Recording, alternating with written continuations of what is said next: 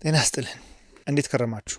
በዛሬ ታሪካችን ምንም በማያውቀው ወንጀል የሞት ፍርድ ስለተፈረደበት አንድ ምስኪን ነፍስ እንመለከታለን። እስኪ አስቡት፣ ምንም በማታውቁት ነገር ድንገት በፖሊስ ተይዛችሁ የሞት ፍርድ ሲፈረድባችሁ። ራንዳል ዴል አደምስ ላይ የሆነው ይህ ነው። ምንም ወንጀል ሳይፈጽም በሰላም ሕይወቱን እየመራ ካለበት የሰው ሕይወት አጥፍተሃል በሚል ለፍርድ ይቀርባል።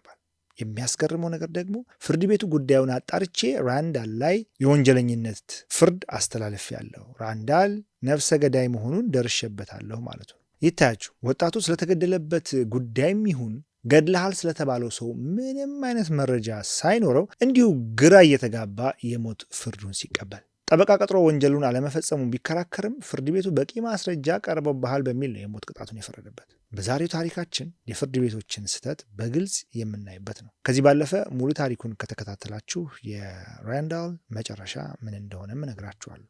የትም እንዳትሄዱ።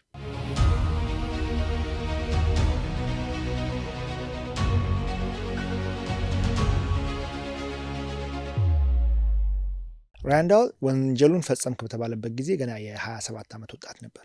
ጸባዩ ተግባቢና በስራው ደግሞ ጠንካራ የሚባል ሰራተኛ ነው። ዓላማው ደህና ገንዘብ በመስራት ህይወቱን መቀየር ነበር። በህይወቱ የገጠመችው አንዲት መጥፎ ገጠመኝ ናት ያላሰበው ውጥንቅጥ ውስጥ የከተተችው። ጊዜው ትንሽ ራቅ ያለ ነው። 1976 ነው። ራንዳል እንደ ሁልጊዜው ስራውን አጠናቆ ወደ ቤቱ በመመለስ ላይ ሳለ ድንገት የመኪናው ጋዝ ያልቅበት እና መንገድ ላይ ይቆማል። ምርጫ ስላልነበረው መኪና ውስጥ የነበረውን የፕላስቲክ ጠርሙስ አንስቶ ወደ ማደያ ጋዝ ለመቅዳት በእግሩ ይሄዳል። ነዳጅ ማደያዎች ግን እንዳስበው ሊተባበሩት አልቻሉም። ምክንያቱም ጋዝን በፕላስቲክ ጠርሙስ መሸጥ ህገ ወጥ በመሆኑ ራሳቸውን ከቅጣት ለማዳን ሲሉ ፊት ይነሱታል። በጊዜው ሌላ ምርጫ ስላልነበረው ራንዳል እያዘነ ጉዞውን በእግሩ ወደ መኪና ያደርጋል። ከዚህ በኋላ ነው ህይወቱን በሚያስገርም ፍጥነት የሚቀየር ክስተት የተፈጸመው። በእግር እየተጓዘ ሳለ አንድ የማያውቀው ወጣት ወደሚፈልግበት ቦታ ሊያደርሰውን እንደሚችል በመግለጽ ሊፍት ለመስጠት ጥያቄ ያቀርብለታል። ራንዳል ወጣቱን ከዚህ በፊት አይቶት ባያውቅም መቸገሩን አይቶ ሊያግዘው እየሞከረ መሆኑን በመረዳት ጥያቄውን ተቀብሎ መኪና ውስጥ ይገባል። ማንኛውም ሰው ቢሆን ልሸኝ ስትባል እንደምታደርገው ማለት ነው። ቀን ነው። በጉዟቸው ውስጥ ምንም አይነት የሚያስደነግጥ ወይም አደጋ ውስጥ ሊከት የሚችል ነገር አልተፈጠረም። እንደውም በተቃራኒው ራንዳል አዲስ ጓደኛ ያገኘ ያህል ከአሽከርካሪው ጋር ተግባብቶ ነበር ሲሄድ የነበረው። ወሬያቸው ጥሩ ከመሆኑ የተነሳ ከአንድ ግሮሰሪ ቢራ ገዝተው እዛው መኪናቸው ውስጥ እየጠጡ ጊዜ ሁላ አሳልፈዋል። ሲመሽ ግን ራንዳል ድካም ስለተሰማው አልጋ ወደ ያዘበት ሆቴል ሄዶ ማረፍ ይፈልግና ወጣቱን እንዲያደርሰው ይጠይቀዋል። እዚህ ጋር ነው ደስ የማይል ነገር እንዳለ ራንዳል የተረዳው። ወጣቱ ራንዳልን ሆቴል ካደረሰው በኋላ ለጊዜው የሚያርፍበት ቦታ እንደሌለው በመግለጽ አብሮት ለማደር ይጠይቀዋል። ሁኔታው ያላማረው ራንዳል ጥያቄውን ሳይቀበል ለሊፍቱ አመስግኖት ብቻውን ወደ ክፍሉ ገብቶ ይተኛል። ቬሪ ሰስፒሽስ። በቃ ራንዳል አዲስ ከተዋወቀው ሰው ጋር ያሳለፈው ጊዜ ይህ ብቻ ነበር እና በቆይታቸው ሰውን አልገደለም፣ ሰው ሲሞትም አላየም። ይህ ንጹህነቱ ግን ፖሊስ እያዳፋ ከመኝታ ክፍሉ ወደ ዘብጥያ እንዳያወርደው አልታደገው። ራንዳል ወንጀሉን አለመፈጸሙን ለማስረዳት ቢሞክርም ገዳይ መሆኑን አይተናል የሚሉ ሁለት መስካሪዎች በመገኘታቸው ፍርድ ቤት ጥፋተኛ ብሎ ሊወስንበት ችሏል። የሚያስገርማችሁ ነገር ከመስካሪዎቹ አንዱ ለራንዳል ሊፍት የሰጠው ወጣት ነበር። ሰው ሲገድል አይቻለሁ ብሎ የመሰከረበት። ምን እንደተፈጠረ ልንገራችሁ፣ ምክንያቱም ዙሪያ ጥምጥም እና ሰርክል እያደረግኩኝ ወሬውን አንዛዛሁባችሁ አይደለም።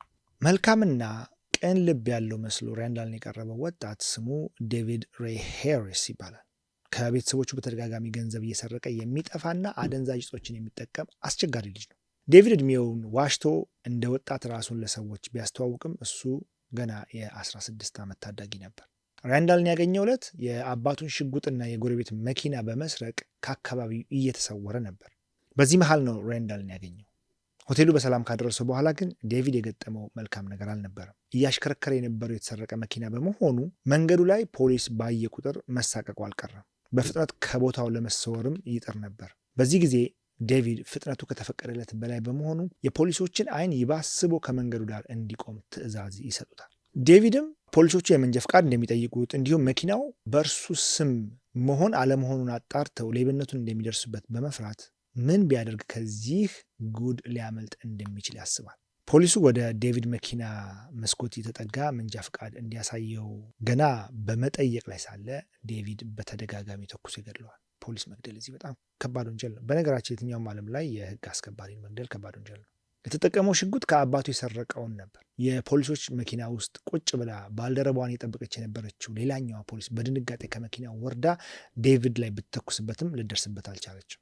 ዴቪድ እንደነገርኳቸው እድሜው ገና 16 ዓመት በመሆኑ የፈጸመው ወንጀል ከባድ እንደሆነ ቢረዳም እንዴት አድርጎ ራሱን መደበቅ እንዳለበት አላወቅም። ጭራሽ ጓደኞቹን ሲያገኝ ፖሊስ መግደሉን እንደ ጀብዱ ያወራ ጀመር። ይህ ወሬ ብዙዎች ሰምተው ጭምጭምታው ፖሊሶች ዘንድ ይደርሳል። በአፋጣኝ ወደ ጣቢያ አምጥተው ማፋጠጥ የጀመሩትም ከዚህ በኋላ ነው። እናም ይህን ጊዜ ምን ማድረግ እንዳለበት የጨነቀው ዴቪድ የሰራውን ኃጢአት በሙሉ ምስኪኑ ሬንዳል ላይ አላኮ ራሱን ነጻ ያወጣል። እናም የሬንዳልን አድራሻ በመስጠት ፖሊሶችን ወደ አረፈበት ሆቴል የላከውም እሱ ነበር። ቅድም እንደነገርኳችሁ ምስኪኑ ሰው ለፍርድ ሲቀርብ ምስክር የሆነው ራሱ ወንጀለኛው ዴቪድ እና ሌላ አንዲት ሴት ነበረች። ይህቺ ሴት ወንጀሉ ሲፈጸም በአይኗ ስለማየቷ ለፖሊስ በመናገሯ ወንጀለኛውን እንድትለይ ይደረጋል። ፖሊሶቹ ሁልጊዜ እንደሚያደርጉት በተለያዩ ወንጀለኞችን በአንድ ላይ ደባልቀው፣ በፊት እንደዛ ነው የሚደረገው፣ አቁመው ወንጀሉን ሲፈጽም የተመለከተውን ሰው የትኛውን እንደሆነ ወንጀሉን የፈጸመው በእጃቸው ምልክት ሰጥተው እንዲጠቁሙ ይደረጋል። መስካሪዋ ፖሊሱን ሲገድል በአይኔ አይቼዋለሁ ብላ የጠቆመችው ሰው ከገዳዩ ጋር በጭራሽ የማይገናኝ በሌላ ወንጀል ተከሶ ለእስር የተዳረገ ሰውን ነበር።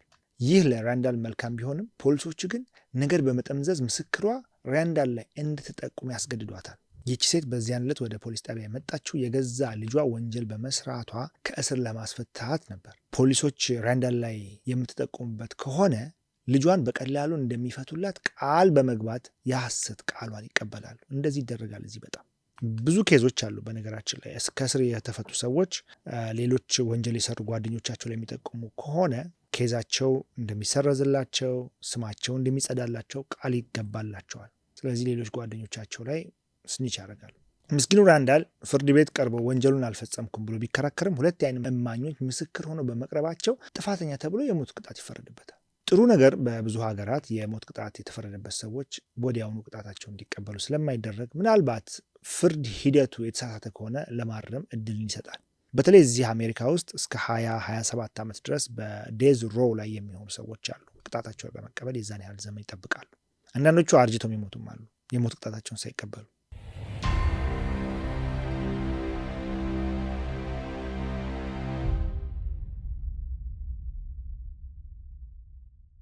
እስኪ አሁን ደግሞ የሬንዳል ህይወት ከሞት ወደ ህይወት እንዴት እንደተመለሰ ልንገራችሁ።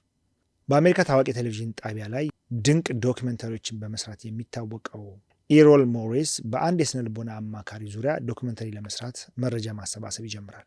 ኤሮል ዋነኛ ዓላማው የስነ ልቦና አማካሪው በሐሰት ምስክር ሆኖ ፍርድ ያዛባባቸውን ታሪኮች ለህዝብ ማጋለጥ ነበር። እንደ አጋጣሚ የስነ ልቦና አማካሪው በሬንዳል ኬዝ ውስጥ ተሳታፊ የነበረ በመሆኑ ኤሮል ሬንዳልን ቃለ መጠይቅ እንዲያደርገው ያደርጋል። ሬንዳል ይህን አጋጣሚ ተጠቅሞ ባልሰራው ወንጀል ዘብጥያ መውረዱንና የሞት ቅጣቱን ከዛሬ ነገ ይፈጸምብኛል በሚል ሰቀቀን እድሜውን የገፋ መሆኑን ለኤሮል ይነግረዋል። የጋዜጠኛው ዓይንና ጆሮ ጫፍ ካገኘ መጨረሻውን እስከሚያጣራ አርፎ አይቀመጥም። እናም ኤሮል ቀድሞ የተነሳበትን የዶክመንተሪ ሀሳብ ወደ ጎን አድርጎ የሬንዳልን ኬዝ ያጠና ጀመር። ሬንዳልን እዚሁ ጥንቅጥ ውስጥ የከተተውን ዴቪድን ፈልጎ ማግኘት የመጀመሪያው ስራው ነበር እና የት ቢያገኘው ጥሩ ነው? እስር ቤት።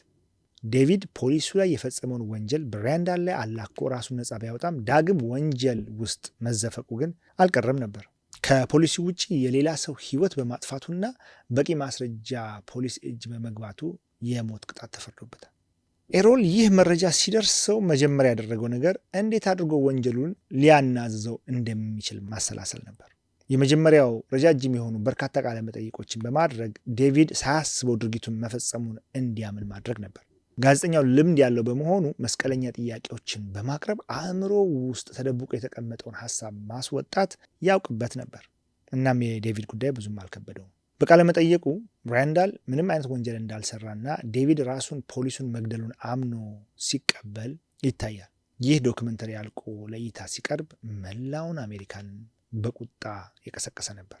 ብዙ ሰዎችም ሬንዳል ይፈታ በሚል በሰላማዊ ሰልፍ ጭምር አድርገዋል። ምናልባት ኤሮል የሰራውን አስገራሚ ዶክመንተሪ ማየት ከፈለጋችሁ ዘ ቲን ብሉ ላይን ብላችሁ ብትፈልጉ ታገኙታላችሁ። ወደ ሬንዳል ስንመለስ የሰዎችን ተቃውሞ መበርታቱን ተከትሎ ፍርድ ቤቱ ዳግም ጉዳዩን በማየት ሬንዳልን ነፃ በማለት አሰናበተው። ያለምንም ጥፋት 13 ዓመታትን በእስር እና በሰቀቀን ያሳለፈው ወጣት ህይወቱን ዳግም ለመገንባት ደፋ ቀና ማለቱን አላቆመም። አንዳንዴ ህይወት ፈተናዋን ታበዛለች።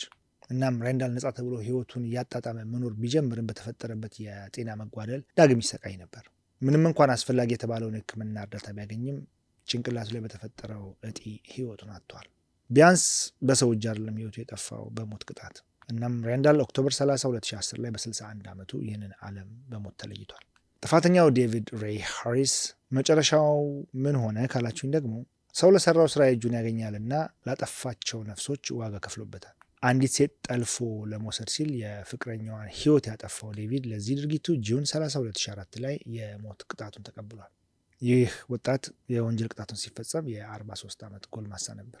ምን ትላላችሁ ስለዚህ ታሪክ? በ16 ዓመቱ ነው የአደንዛዥ እጽ ሱሰኛ ሆኖ ወንጀል ውስጥ የገባው።